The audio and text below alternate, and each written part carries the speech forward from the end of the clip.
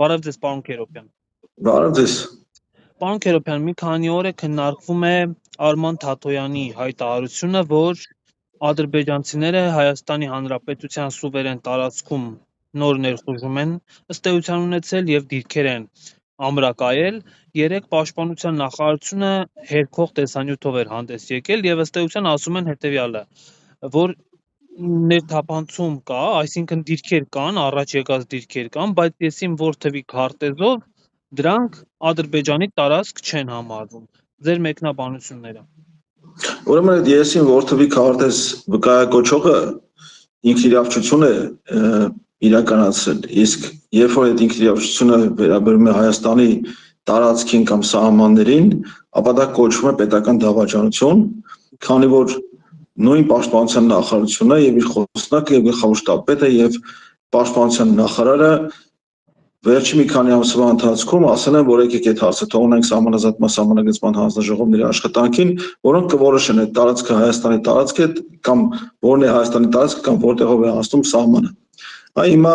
իրենք իրենցից առաջ են ընկել եւ որոշել են, որ այդ տարածքը Հայաստանի տարածք չէ, մինչդեռ դրա իրավասությունը չունեն։ Եվ չունեն իրավասություն ընդհանրապես մեկնաբանել որևէ բան, որովհետև իրենք իրենց սահմանադրական պարտականությունները խախտել են, հրաժարվել են դրանցից, այն դիրքը, որի մասին որ խոսում է պարոն Թաթոյանը, իրական դրանից մի քանի 100 մետր հեռու արդեն անվիճելիորեն Հայաստանի Հանրապետության տարածքում, այսինքն նույն այդ քարտեզով, որով վկայակոչվում է բնախոսնակը, այդ տարածքում, այդ քարտեզով Հայաստանի տարածքում կան ներխուժումներ արդեն 3.5 տարի։ Այսօր մարտի 11-ն է, իսկ 22 թվականի ներխուժումը, հիշենք, տեղի ունեցավ սեպտեմբերի 12-13-14-ին, 12-13-ի գիշերն էր հրաձգությունը արդեն սկսվել, էլ չեմ ասում, որ համարյա 5 տարի է, 21 թվականի մայիսից Գեղարքունիքի տարածքում ադրբեջանցիները մի քանի տեղ ներխուժել են, այնտեղ առանց ռազմական նույնիսկ ուժ կիրառելու, եկել ուղղակի փայտերով, ծեծելով հանել մեր զինվորներից, այն դեպքում, երբ որ կար չկրակելու հրաման։ Այսինքն այն ինչ որ մեկնաբանում են կամ փորձում են մեկնաբանել, դա վատ քողարկված իրենց ստից եւ ստախոսության թաքցնելն է։ Մինչդեռ գիտենք, որ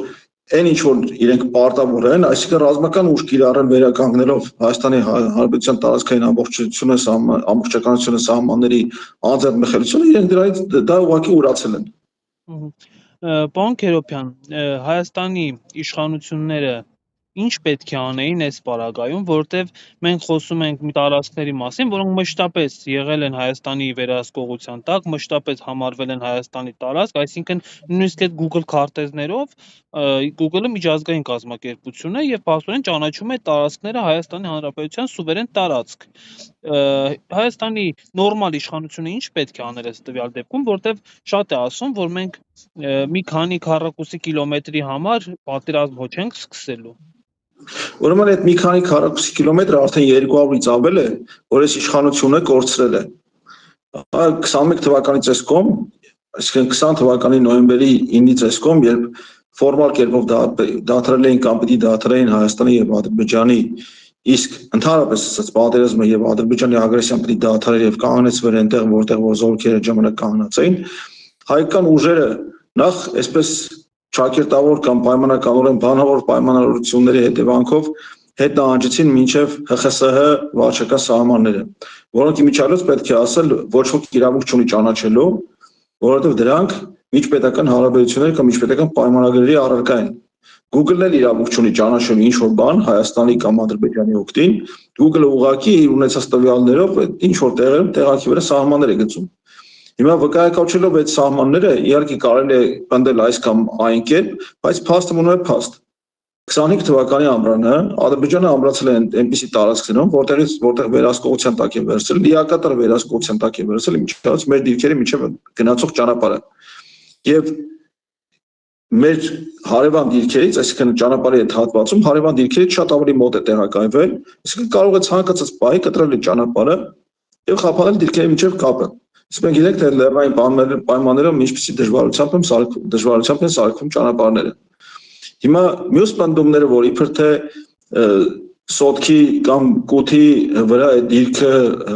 ազդեցություն չունի կամ նշանակություն չունի, չմոռանանք, որ Սոտքի եւ Կութի վրա եւ ինչպես նաեւ Աղբրաձորի, Այրքի, Մաքենիսի, Գեղաքարի,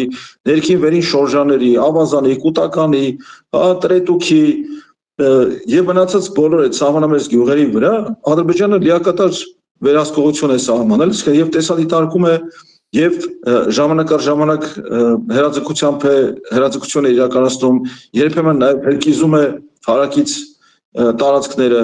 իսկ ել չեմ ասում, որ տնտեսական գործունեություն այդ տարածքներում իրականացնել ուղղակի դարձել է անհնար, որովհետեւ մարդիկ ուղղակի վախենում են տներից դուրս գան դեպի դիրքերը գնացող տարածքները։ Հիմա եթե վերանանք այս սահմանը, որտեղով է անցնում այդ խոսակցությունից, իրականում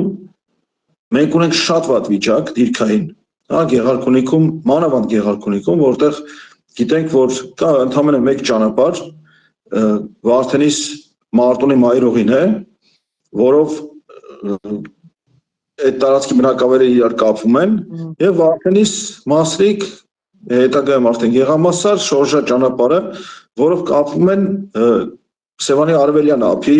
բնակավայրերը։ Իսկ այնտեղ շատ ավելի վատ վիճակ է առումով, որ սահմանագիծը կամ պայմանական սահմանագիծը անցնում է Սևանա լճապից ընդամենը 4-5, երբեմն 5, երբեմն 6 կիլոմետր հեռավորության վրա, որը այսօրվա ունեցած դիրքային պայմաններում Ադրբեջանի զորքերի համար ուղղակի ոչինչ է։ Մի քանի ժամ կարող են իրենք իջնել ուղղակի Սևանի ափ, կտրել այդ բնակավայրերը, կտրել Հայաստանի մի տարածքը մյուսից, դարձնել անանցանելի։ Իսկ ինչ վերաբերում է այս դիրքերին, չմոռանանք, որ այս դիրքերի այս դիրքային վիճակը այս իշխանություն շնորհքն է, այսպես ճակերտավոր ասած, որովհետև 21 թվականից այնտեղ ներխուժել են, 22 թվականի սեպտեմբերին, երբ այսօրվա պաշտպանության նախարարի գլխավոր շտաբի-պետը արդեն զբաղեցնում են իրենց այսօրվա պաշտոնները, այնտեղ մենք ունեցել ենք տարածքային ահռելի կորուստ, Գեղարքունիքի մարզում միայն 60 քառակուսի կիլոմետրի չափ տարածք են կորցրել 20 թվականի նոյեմբերից այս կողմ։ Պարոն Քերոբյան, դուք որոշ ժամանակ առաջ ձեր հարցազրույցներից մեկում հայտարարել եք, որ մեր դիրքերից մեկում, որը ըստ երևույթին գտնվում է Սև լճի հատվածում, այնպիսի դասավորվածություն է, որ ադրբեջանցիները ըստ էության ստուգում են հայ զինծառայողներին եւ չեն թողնում, որ բավարար չափի զինամթերք իրենց հետ տանեն, այսինքն տեղ պահեստատուփեր եւ այլն։ Ես հիշում եք, գրավոր հարցում էի իրականացրել, ՊՆ-ից ըստ էության չէին հերքել ձեր հայտարարությունները, բայց իր ասուլիսում Սուրեն Պապիկյանը իրենց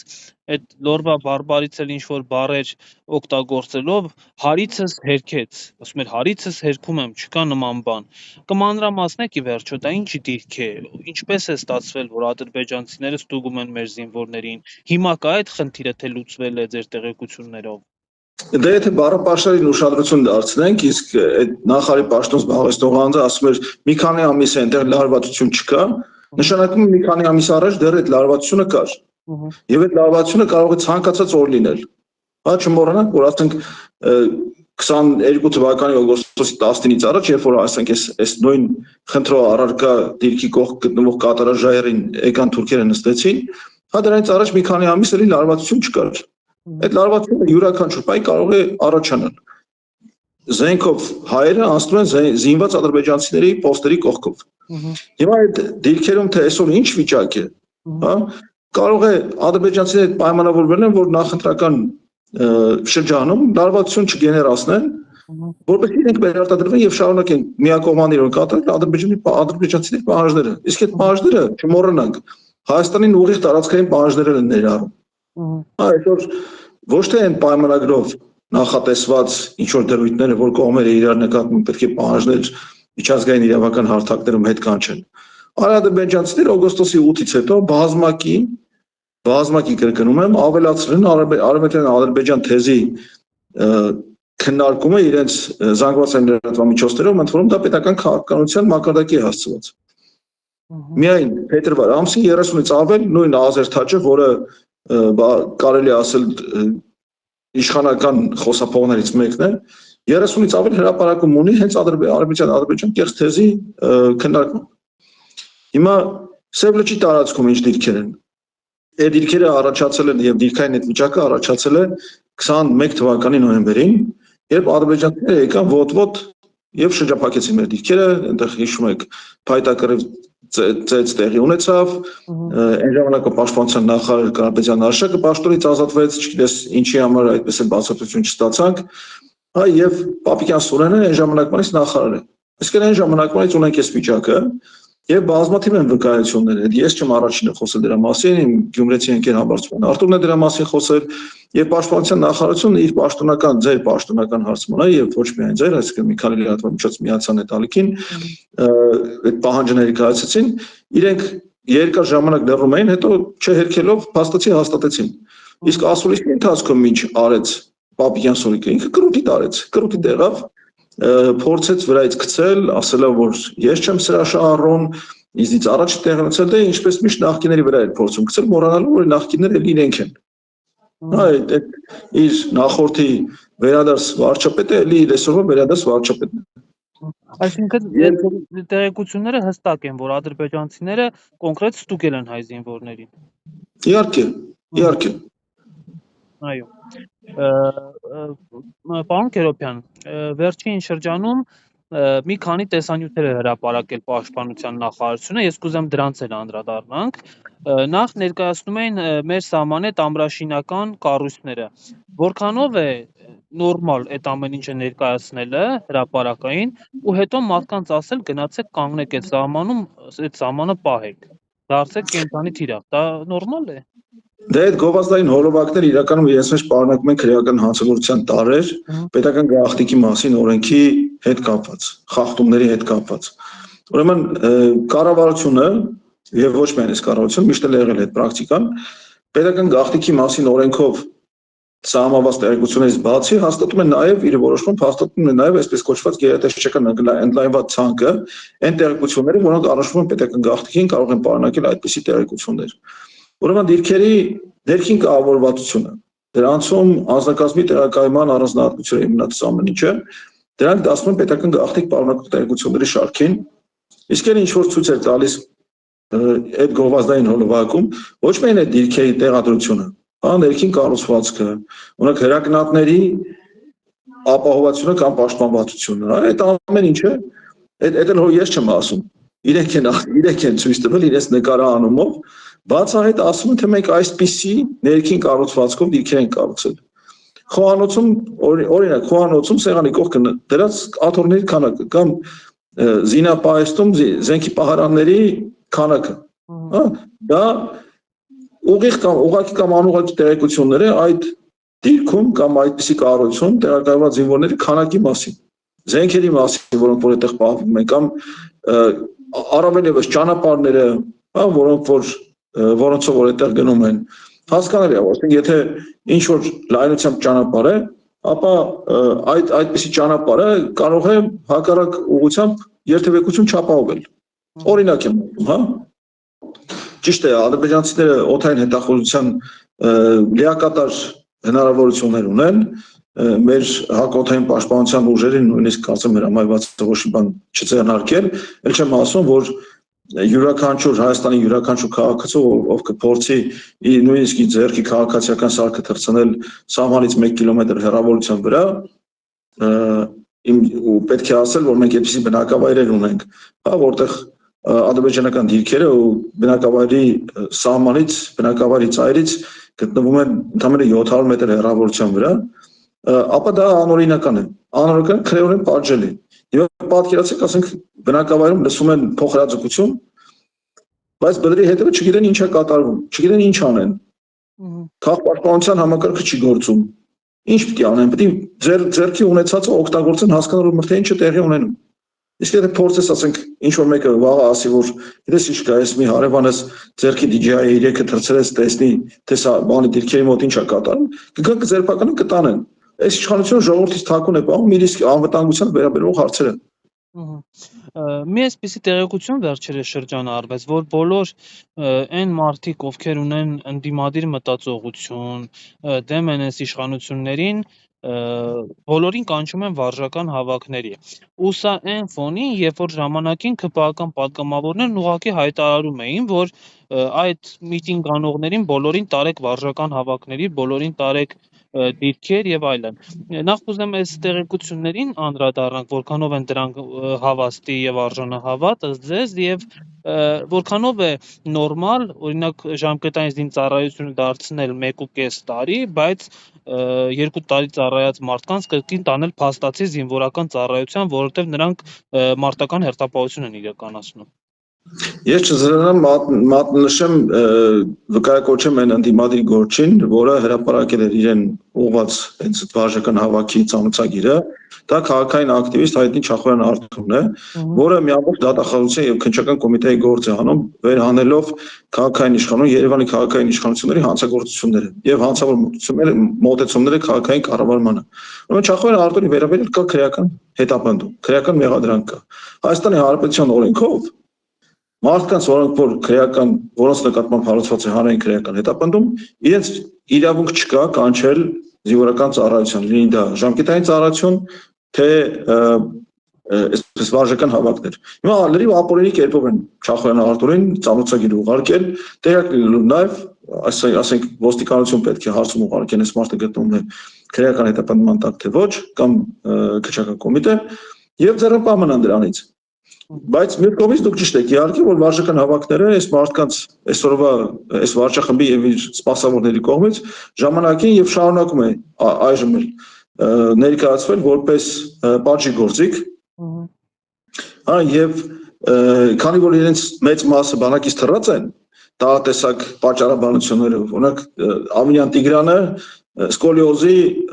պատճառաբանությունով է թռել, մեկը կարճատեսության մի արտգործ փոխնախարար ասպիրանտուրայում սովորելու պատրվակով է թռել բանակից, չնայած որ պաշտպանվել է ոչ էլ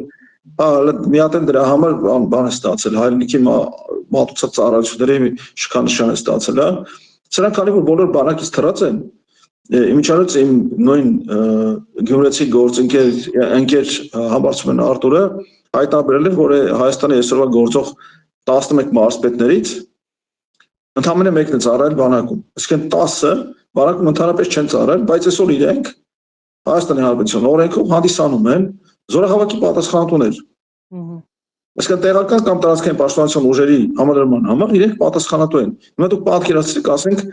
բանակում չծառայած մարդը, զինվորական համազգեստը չհակած մարդը, չնայած սրանցից շատերը 16 թվականի ապրիլյանին մասնակցել են մայիսին, ինչ-որ գնացել են Ստեփանակերտի մոտակայքում, երևի բանել այն ժամանակը պաշտպանության նախարարի շնորհակալագրեր են ստացել, իրենք բանակային ծառայությունը չտեսած բանակի համալրման պատասխանատուներ են հանդիսանում։ Սա ոչ այն չէ, քան ցինիկ ծաղր